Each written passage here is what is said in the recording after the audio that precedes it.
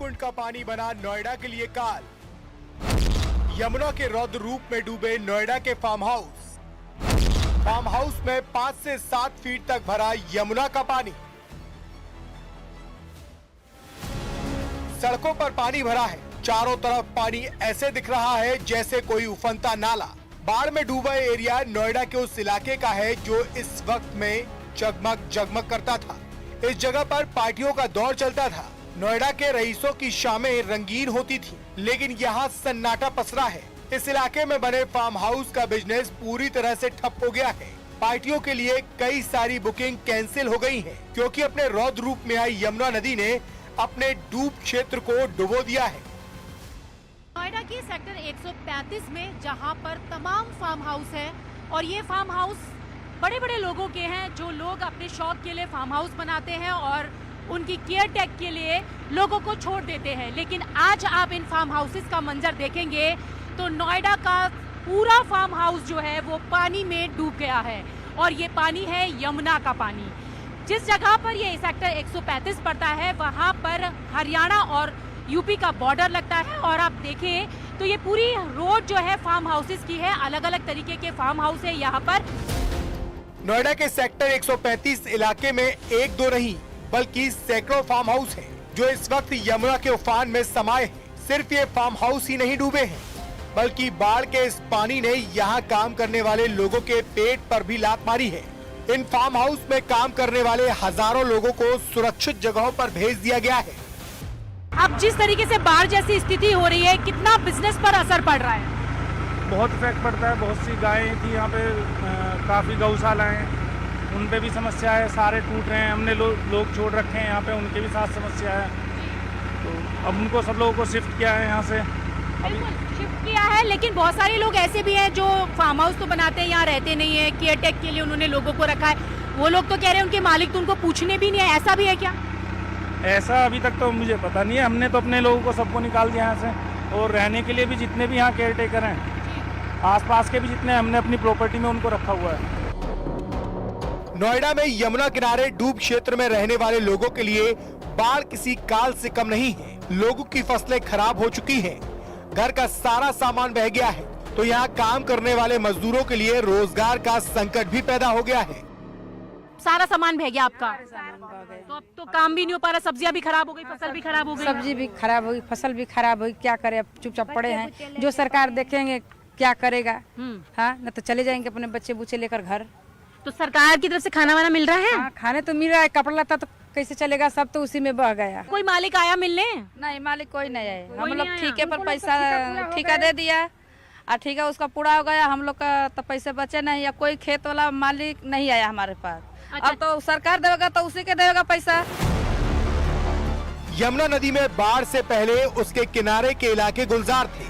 यमुना के डूब क्षेत्र में बने ये फार्म हाउस पार्टियों के लिए काफी पसंदीदा जगह थे, लेकिन बाढ़ की वजह से डूब क्षेत्र में बने फार्म हाउस का धंधा खत्म हो गया है।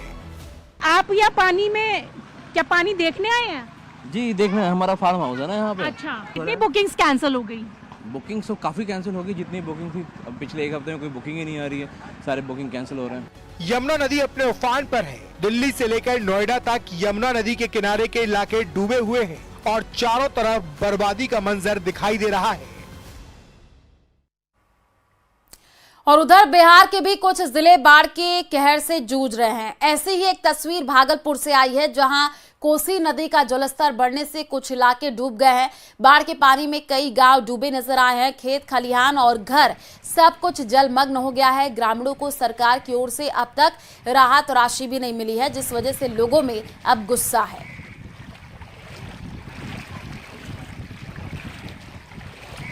तो ये तस्वीर हम आपको दिखा रहे हैं। आप देखिए, सैलाब की मनमानी मुश्किल में ये जिंदगानी है। जगह जगह पर जलभराव की स्थिति नजर आ रही है। देश के कई ऐसे राज्य हैं जहां पर बाढ़ से तबाही मच चुकी है।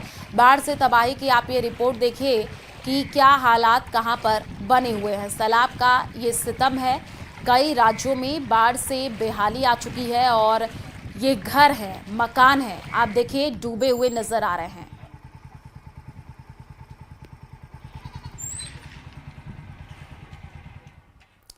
मध्य प्रदेश के मुरैना जिले में लगातार 2 दिन से रुक रुक करके हो रही बारिश ने नदी नालों को उफान पर ला दिया है। मुरैना में कुंवारी नदी के पुल पर 3 फीट ऊपर से पानी बह रहा है और इस बीच ट्रैक्टर ट्रॉली से पुल को पार करने की कोशिश हादसे में बदल गई। तेज बहाव देखकर चालक घबराया और बीच पुल पर ट्रैक्टर बंद हो गया। ट्रॉली में बैठे लोग तुरंत कूद करके बाहर निकले हैं। ग्रामीणों की मदद से अपनी जान बचाई है। बाद में ग्रामीणों और जेसीबी की मदद से ट्रैक्टर ट्रॉली को बाहर निकाला गया है। तो ये तस्वीर हम आपको दिखा रहे हैं। आप देखिए, घर बर्बाद हो चुके हैं, फसलें बर्बाद हैं, ट्रैक्टर ट्रॉली है वो भी डूबे हुए नजर आ रहे हैं। तो देश के कई ऐसे राज्य हैं जहां पर बाढ़ की वजह से इलाके प्रभावित हैं।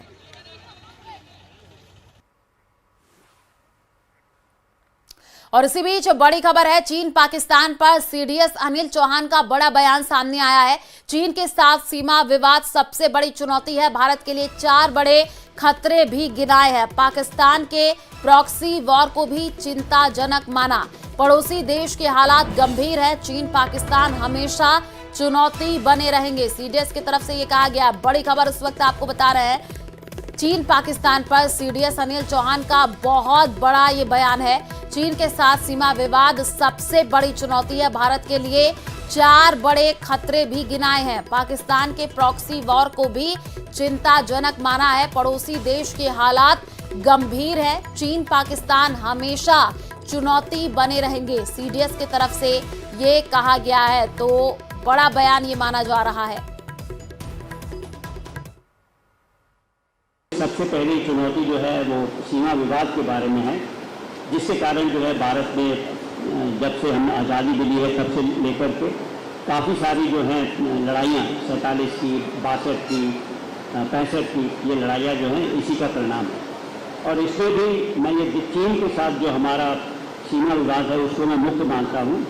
और ये जो असुलझा सीमा विवाद चीन के साथ है उसे मैं सबसे बड़ी चुनौती मानता हूँ।